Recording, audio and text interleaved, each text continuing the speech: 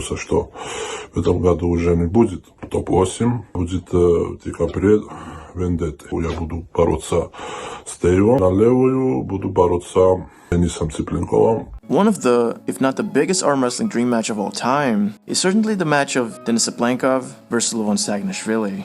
You know, this match was always wanted by the fans, since both Denis and Levan were always known to be those guys who had very few people who could challenge them, since their shape was always too dense and too strong. And many people think that a match of them was never scheduled to happen.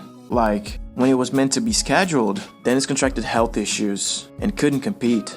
And to an extent, that is indeed true. Denis did got sick in 2019, which is exactly the year that Levan has earned a spot to face him. But what many seem to not know about is that this problem of Denis wasn't really what took him out of seriously competing against Levan.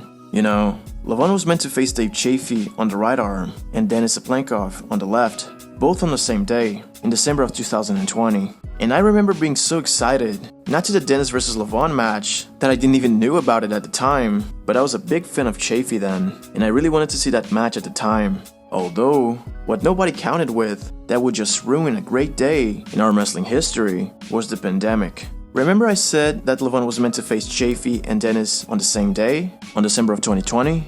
Well, that show was postponed to September of 2021, which led into both Chaffee and Denis stepping back on their preparation. Chaffee said in a comment I read on Instagram, when it was around the time that he was going to face Levan, that he was just trying to enjoy his family, while Denis' situation just gotten worse, and he really needed to decline his shape if he would like to remain healthy, and so it was. So the bottom line is, Denis even agreed and was putting in work to have a match against Levan on the left arm. Like, it was going to happen, but unfortunately, the pandemic just got in the way. Top 8's going to be postponed till next year, 2021, because of good old Corona. I'm a little disappointed. I've been training hard for the last 6 months.